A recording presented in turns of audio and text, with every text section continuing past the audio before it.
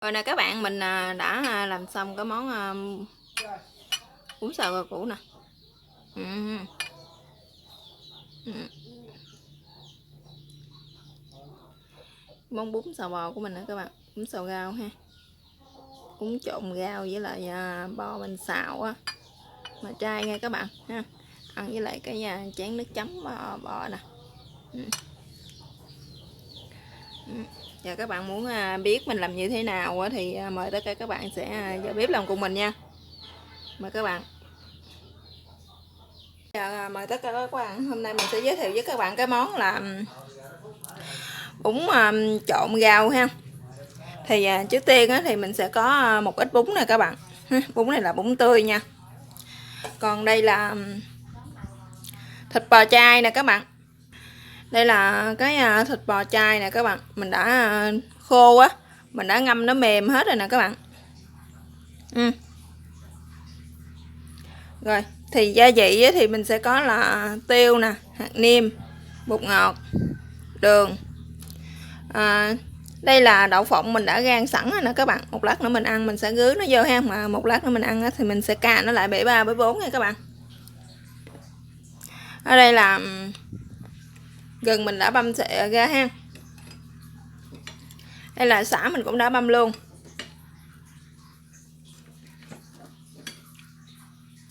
Ở đây là rau với lại xà lách với lại giá mình ăn kèm nha các bạn. Còn cái này là hành tím ha. Hành tím thì mình sắc một lát nữa mình phi mình sẽ để lên. Mình sẽ xin đây là một củ hành tây. Ở đây là dầu ăn nè các bạn. Rồi giờ mời tất cả các bạn sẽ vô bếp làm của mình nha. Tiên thì chúng ta sẽ sắc cái phần thịt bò này ra nha các bạn. Mình sẽ thái mỏng ra, miếng vừa ăn thôi ha.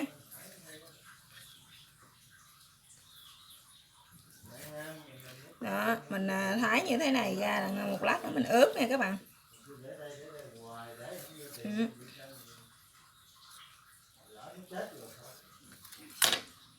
Sẽ ướp thịt bò nha các bạn.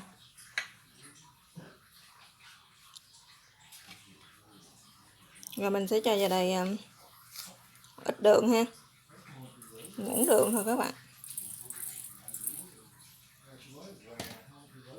Đó, bây giờ một ít hạt nêm ha, bột ngọt. Rồi bây giờ mình sẽ cho nước tương vô đây nha các bạn.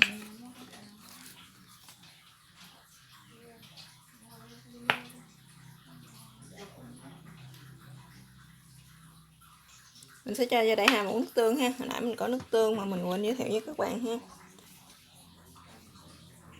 Giờ tiêu ha, mình sẽ cho vô đây 1 muỗng cà phê thôi nha các bạn.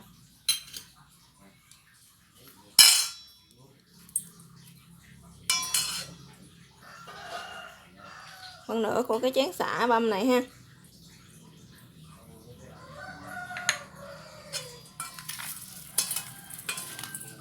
Mình trộn để khoảng 15 phút nha các bạn, cho nó thấm gia vị vô đây ha. Rồi mình mới đem xào nha. Đó. Rồi bây giờ cái phần củ hành này mình cũng sẽ xắt ra ha. Các bạn xắt muối cao ra mà nhỏ nhỏ nha các bạn.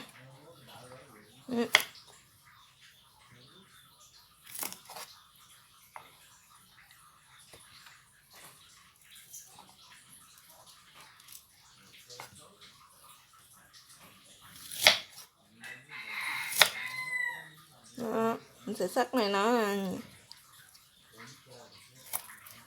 nè, nhỏ nhỏ như thế này nè các bạn.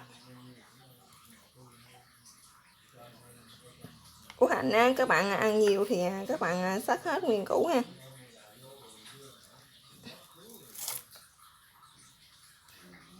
Còn các bạn ít ăn hành nữa, ít tới ăn củ hành thì các bạn sử dụng nửa củ lên cũng được nha các bạn.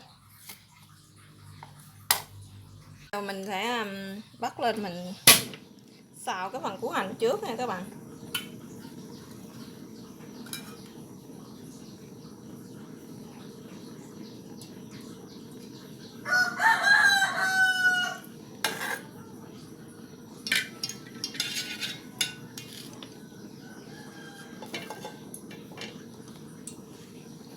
Mình để dầu vô trong chảo cho nóng ha. Cái dầu này á, nãy mình khử củ hành á, củ hành tím á các bạn nha.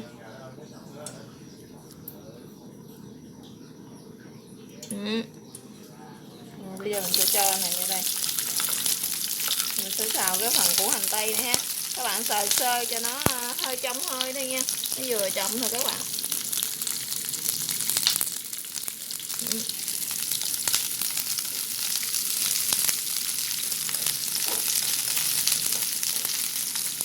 Rồi bây giờ củ hành mình xào như thế này thì nó cũng đã vừa rồi. Bây giờ mình sẽ cho cái phần cà lát mình vô đây mình xào ha. Cái món này thì mình bằng rất là mau nha các bạn, là đơn giản.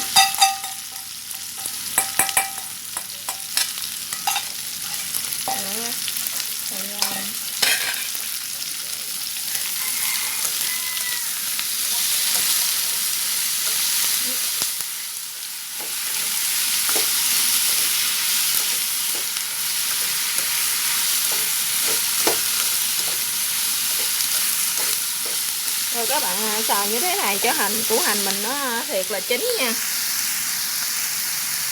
Đó. Thì củ hành mình nó thiệt trong luôn là nó được nha các bạn.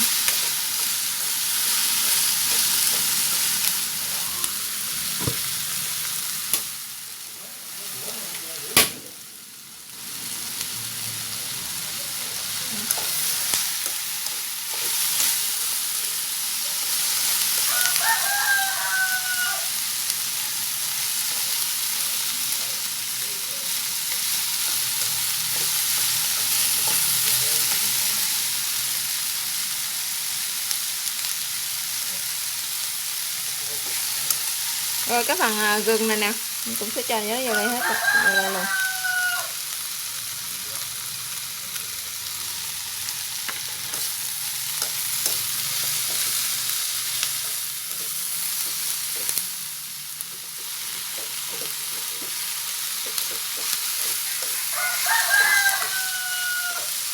Các bạn lại lửa nhỏ thôi ha. Các bạn có thể để thêm một ít nước. Giờ mình sẽ để thêm một ít nước nha các bạn nha. Bây giờ mình cho vô đây một xíu nước ha, cho cái thịt lát của mình nó sẽ mềm hơn nha các bạn. Các bạn cho ít thôi nha, một xíu thôi. Các bạn cũng có thể là không cho nước ha.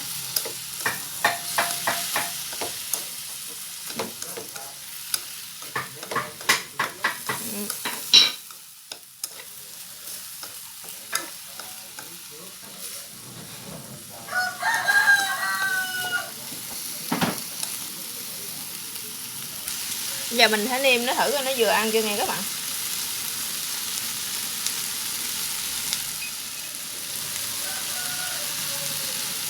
Giờ nó còn hơi lạ, giờ mình sẽ cho hạt nêm thêm ha.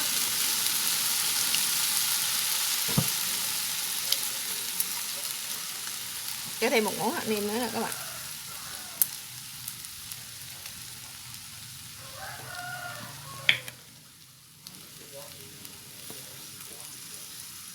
Với lại một muỗng nước tương ha.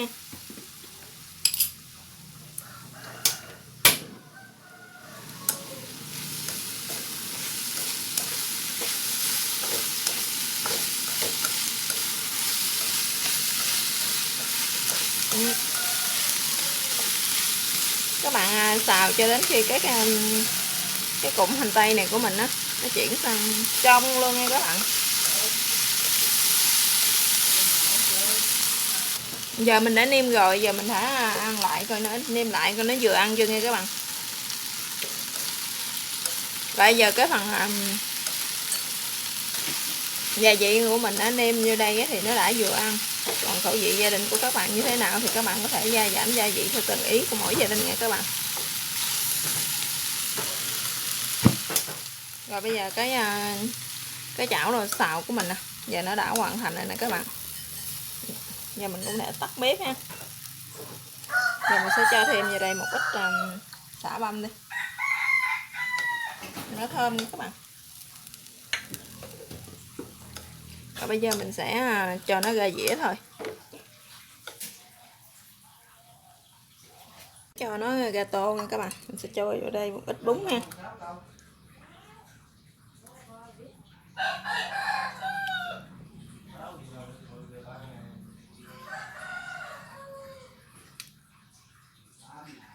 Đó.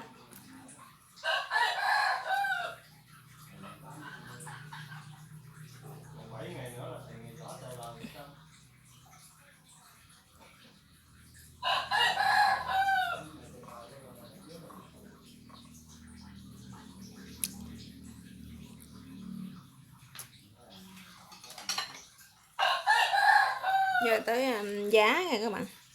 Các bạn có thể mình ăn giá sống ha, hoặc là mình giá mình trụng sơ đó các bạn ha. Đó.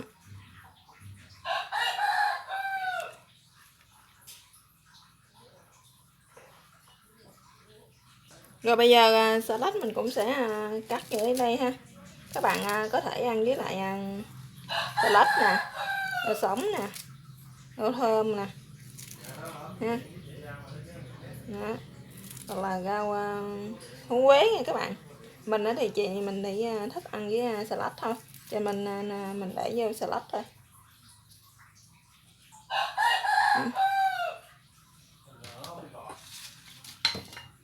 Rồi bây giờ mình sẽ cho cái phần rau xào này vô nha. Xào nè.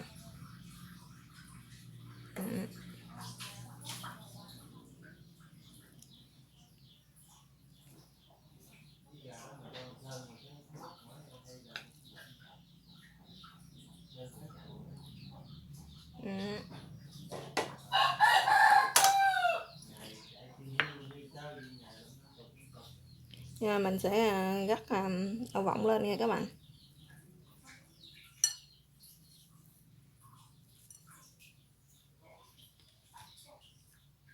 Với lại một ít hành phi ha.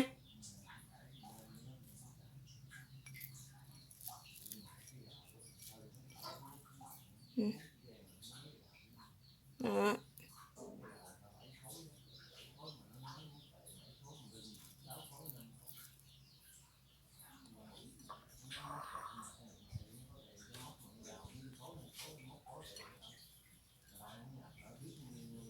Rồi bây giờ cái món bún xào rau, bún xào bò ha các bạn. Bún xào bò chay về của mình nó đã hoàn thành rồi đó các bạn. Cái này mình đã có một chén nước chấm ha. Cái chén nước chấm chay á của thịt bò mình sẽ chan vào đây ăn rất là bắt nha các bạn. Cảm ơn các bạn đã theo dõi video của mình. Chào các bạn và hẹn gặp lại các bạn ha.